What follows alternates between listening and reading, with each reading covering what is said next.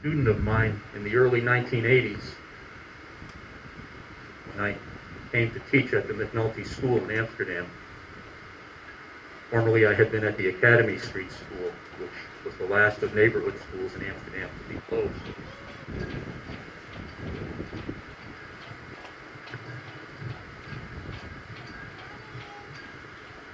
A teacher that I had some years before, I had a chance to work with him as a substitute teacher. When he saw me walk in the door one morning, my first time at the building where he worked, he said to me, I didn't know you were doing this. I was working towards finding a full-time job. The day went along pretty good. We spent some time again, a second day or third time I was there. He said to me, you know, you're making me smile. And I was pleasantly surprised to hear that. He used to tell us other things when I had him as a teacher, trying to straighten us out a little bit. If you're not careful, you'll wind up sweeping the floors in one of the mills in town or something like that. Those are good jobs. So if I could be allowed today, I'd like to pass that expression along to our guest speaker who's with us today, because he has made me smile a lot over the years. And it's nice to have that feeling about someone who you had as a student. I'm really pleased to introduce to you Joseph Pep Jr. And Joe is a veteran of the Navy, and if my memory serves me correctly, he served in Iraq. So he's going to share some of his thoughts about Veterans Day with you, and I am so happy to have him with us today. Joe, thank you. Borrow your clipboard for just a second so I can hold my paper down. Thank you very much. How's everybody going today? How's everybody doing today? I'm sorry. Thank you, Mr. Ingles, and the Town of Florida Veterans Commission for inviting me here today as this year's Veterans Day guest speaker. One thing I'd like to do, just briefly, my friend Rod, are you here? Okay. I just wanted to say that to everybody, Rod lost his dad this last month, and he was a Navy veteran, so I'd like to dedicate this ceremony to him, as well as my father, who can't be here because of COVID constrictions in his facility. So I wanted to say that.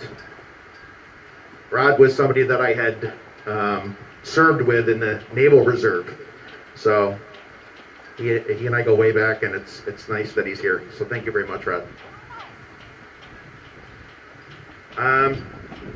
Also, with Veterans Day, I feel that not only Veterans Day, but Memorial Day are two sides of the same coin, because it's about remembrance, really at the heart of its core. So with that, I'll talk a little bit about my deployment history, just a little bit, and remember. I joined the Naval Reserve in 2003 and became a Master at Arms, the Navy's military police. The same year, I started working for Ellis Hospital as a security officer. In 2005, I received a call to activation from my reserve center. Where? I said. Iraq, they said. You know, when you join the reserves, there's always a possibility of activation. And that's what we sign up for, to answer the call of duty. I took leave of work at Ellis. You get your affairs in order with your family, friends prior to deployment. The next thing I know, I'm at LAX, headed toward Fort Bliss, Texas, then to a place called the McGregor Range.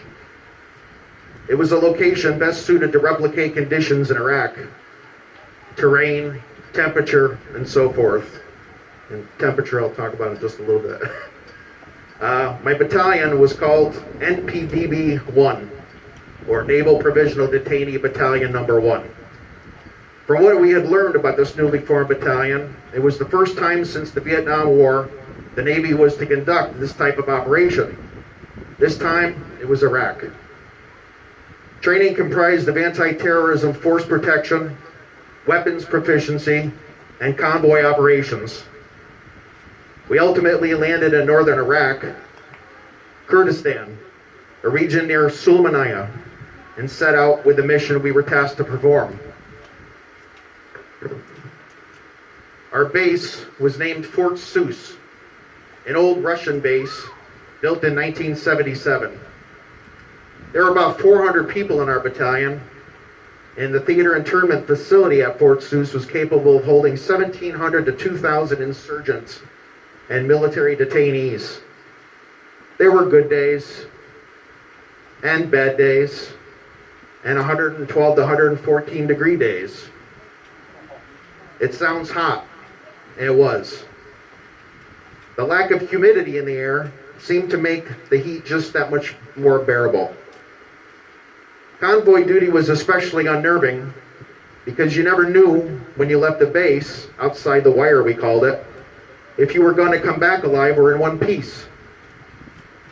I said to a counselor before, you had an up-armored Humvee, a Kevlar helmet, an IBA vest with trauma plates, an M4 rifle with 210 rounds. And even with all that, somehow you still felt vulnerable. One thing great that came out of my deployment was becoming friends with so many other U.S. military members, both active duty and reservists from all around the country. Different lives, jobs, and backgrounds. I still keep in touch with a great many of those people I deployed with to this day. I'm very proud of being a veteran. My father, Joe Sr., uncles Jim, John, and Sam are veterans. I even had an aunt that was a captain in the Army during World War II. I paraphrase a bit.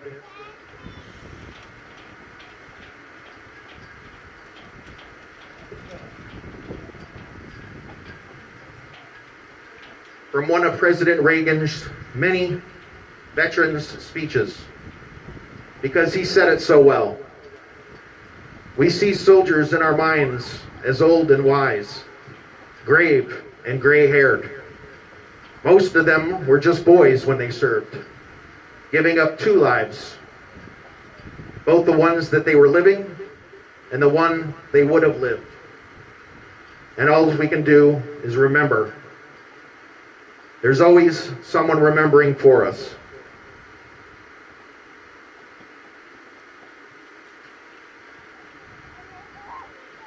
I amend his words just a bit to reflect female veterans also. I feel they're just as important to the tapestry of our military history as men were and are, putting their civilian lives on hold and answering the call to duty.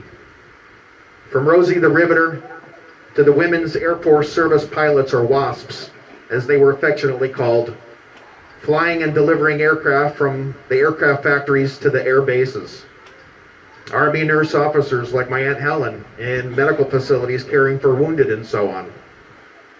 And also my friend and shipmate who I deployed with, HM2 Hospitalman Second Class Linda Michelle, who we lost after our deployment. I visit her every Memorial and Veterans Day at the Saratoga National Cemetery and pay my respects. I sit there for a while and reflect, talk to her, and hope she hears me. And I remember. As President Reagan said, there's always someone remembering for us. There's a dialogue in a line of dialogue in a Superman movie, if you remember, from 1978, that I think can be applied to veterans.